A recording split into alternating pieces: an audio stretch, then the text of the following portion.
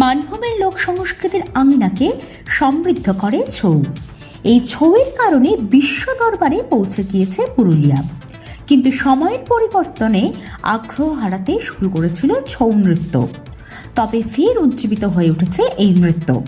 এখন এই ছৌ নাচকে ঘিরে কেরিয়ার গড়ার স্বপ্ন দেখছে স্কুল পড়ুয়ারা। আর তাই তো ঝাড়খণ্ডের নিমডিতে ছৌ মহোৎসবে 2 রাজ্যের পড়ুয়ারা অংশগ্রহণ করে। শুধু বীররসের পীঠস্থান সাবেক মানভূম বা পুরুলিয়া নয়, এই ট্রেন্ড এখন পুরুলিয়া ছুঁয়ে থাকা ঝাড়খণ্ডেও। এই শিল্পকলার বাজার আগের থেকে অনেক উন্নত, তাই বর্তমান প্রজন্মের ছেলেমেয়েদের মধ্যে জনপ্রিয় হয়ে উঠছে এই নৃত্য। এতে মাসিক আয় এখন 70,000 টাকা পর্যন্ত হতে পারে।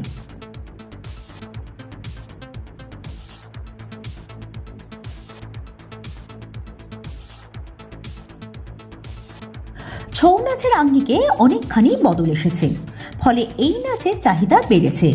সেই জন্যই এখনকার ছেলেমেয়েরা এই নাচকে ঘিরে কেরিয়ার গড়ার স্বপ্ন দেখছে। 2010 সালে ইউনেস্কো এই শিল্পকলাকে স্বীকৃতি দিলেও এই নাচ কিন্তু পুরুলিয়ার গর্ব হয়ে ওঠেনি। যখন থেকে এই শিল্পকলার বাজার ধীরে ধীরে ভালো হলো, অর্থাৎ 2015 সাল থেকে এই নাচ পুরুলিয়ার গর্ব হয়ে উঠেছে।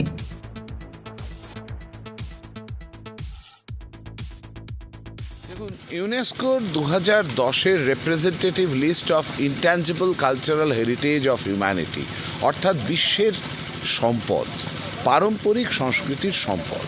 আর এই সরাইকেলা খারসাওয়া জেলা ঝাড়খণ্ডের, এটা ভারতবর্ষের একমাত্র জেলা যেখানে 3 ধরনের ছৌকে আমরা দেখতে পাই। একদিকে সরাইকেলা ছৌ, যার ছোট মুখোশ এবং সেমি ক্লাসিক্যাল ডান্স ফরম্যাট। আবার তাছাড়া পাচ্ছি আমরা ময়ূরভঞ্জ ছৌয়ের আদলে পেইন্টেড ফেস, অর্থাৎ মুখে রং করা, গায়ে রং করা, এবং হো কমিউনিটির নাচের দ্বারা প্রভাবিত খারসাওয়া নাচ। আর তৃতীয়ত পাচ্ছি পুরুলিয়া ছৌয়ের আদলেই সেম মানভূম ছৌ। এই 3টে ছৌকে নিয়ে যে রাজ্যে বা যে এলাকায়, এটা আমাদের সম্পদ, পৃথিবীর সম্পদ। তাই আমাদের মনে হয়েছে এরকম ফেস্টিভ্যালে আঞ্চলিক বাচ্চাদের কাছে পৌঁছনোটা এবং তাদেরকে নিয়ে এসে জানানোটা খুব দরকার। তাই আমরা 15টি স্কুলের গেছিলাম এবং তার মধ্যে বেশ কটি স্কুল আসতে পেরেছে, আবার কয়েকটি স্কুলের ছুটি থাকার জন্য তারা আসতে পারেনি। তারা চায় পরবর্তীকালে আমরা যাতে তাদেরকে আবার যোগাযোগ করি এবং এই হেরিটেজ অ্যাওয়ারনেস প্রোগ্রাম করি, আমরা করব। আর যারা এসছেন আমরা অত্যন্ত খুশি। প্রথম দিন প্রায় 450 বাচ্চা এসছেন, আজকেও প্রায় 404 বাচ্চা এসছে। এই বাচ্চারা শুধুমাত্র দেখেছেন তা নয়, বাচ্চারা প্রতিটি নাচের সঙ্গে, প্রতিটি মুখোশ বানানোর সঙ্গে এবং ইনস্ট্রুমেন্ট বানানোর সঙ্গে, বাজানোর সঙ্গে তারা ঘুরেছেন, দেখেছেন, করেছেন। এই প্রত্যেকে 2 থেকে 2.5 ঘন্টা এগুলো করার ফলে বাচ্চাদের মধ্যেও একটা আগ্রহ দেখা গেছে।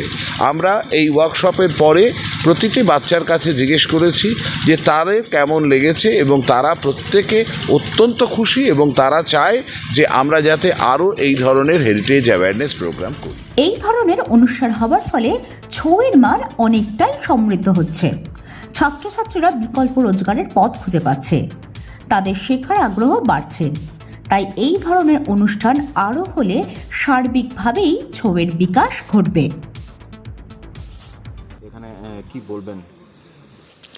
বাংলানাটক.com-এর পক্ষ থেকে 3 দিনব্যাপী যে ছৌ ফেস্টিভ্যালের আয়োজন করা হয়েছে এবং আমাদের বলরামপুর ব্লকের বিভিন্ন বিদ্যালয়গুলোকে আমন্ত্রণ জানানো হয়েছিল আমাদের ছাত্রছাত্রীরা যাতে তাদের সংস্কৃতির সাথে পরিচিত হতে পারে এবং এই ওয়ার্কশপে যোগ দিয়ে তারা আমাদের সংস্কৃতিকে জানতে পারে এবং তার ধারক বাহক হতে পারে, সেই লক্ষ্য নিয়ে যে 3 দিনব্যাপী কর্মশালার আয়োজন করা হয়েছে। সেই কর্মশালায় আমাদের ছেলেমেয়েরা যোগ দিয়েছে। আমরাও আজ এসেছি এখানে দেখার জন্য।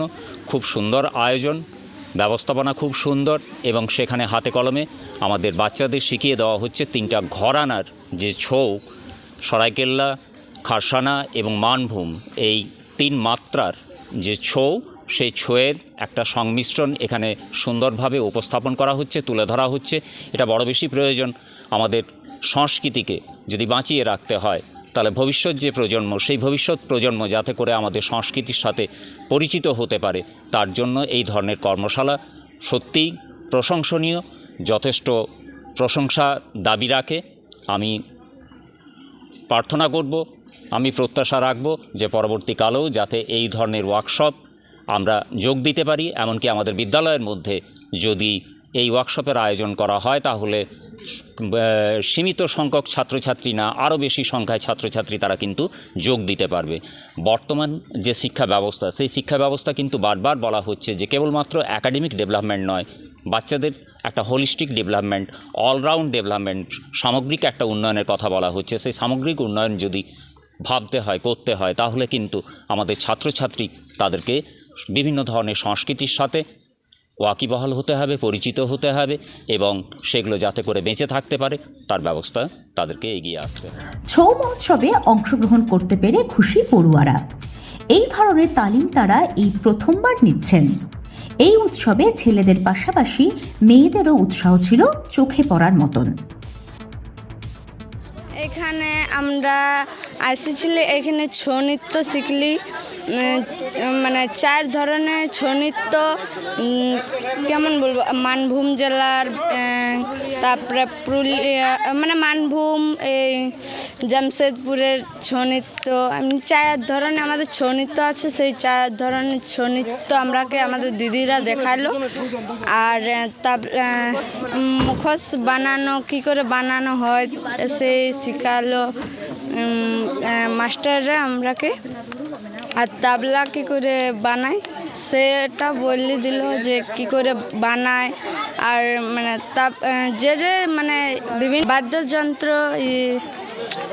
মানে বাদ্যযন্ত্র বানানো শিখলো। হ্যাঁ, যোগদান করেছো? হ্যাঁ। কি করেছো এখানে? মহিষাসুর বধ। মানে ছৌ নাচ করেছো? হ্যাঁ হ্যাঁ ছৌ নাচ করেছো? হ্যাঁ। আর কি নাচ করেছো? মহিষাসুর বধ। সব রকম নাচ করা হয়, একরকম নয়। কতদিন ধরে নাচ করছো? বহুত দিন ধরে নাচ করছি। আর আজকে এখানে এসছো? হ্যাঁ। আর বর্তমান প্রজন্মের ছেলে মেয়েদের এই লোকশিল্পের প্রতি আগ্রহ বাড়ছে। নানান কারণে ছৌ নাচের বাজার এখন বেশ ভালো। আগেকার মতো শুধু অসুর কেন্দ্রিক পৌরাণিক পালা নয়, এখন ম্যাকবেথ, কালমৃগয়ার মতো পালা হচ্ছে। আর শুধু গ্রামীণ এলাকার বিনোদন নয়, এখন এই লোকনৃত্যকে ঘিরে শহরাঞ্চলেও বাড়ছে আগ্রহ। 2004 সাল থেকে 2010 সাল পর্যন্ত শহর পুরুলিয়ায় এই নৃত্যকলার ওপর কর্মশালা হলে 10 থেকে 12টার বেশি ছৌ নাচের দলকে পাওয়া যেত না। দর্শক বলতে 25 থেকে 30 জন থাকত। আর এখন পুরুলিয়ার বীর রসের ছৌ নাচের দলের সংখ্যা 500 ছাড়িয়ে গিয়েছে। তার মধ্যে প্রায় 150টি দল সারা বছর ধরে কম করে 150টির বেশি অনুষ্ঠান পায়।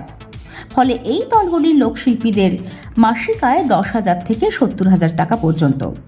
সেই কারণে এই ছৌ নাচকে ঘিরে নবপ্রজন্মের আগ্রহ বেড়ে চলেছে। বিকল্প রোজগারের পথ খুঁজে পাচ্ছেন তারা। নিমডি থেকে বিশ্বজিৎ সিং সর্দারের রিপোর্ট, পুরুলিয়া মিরর।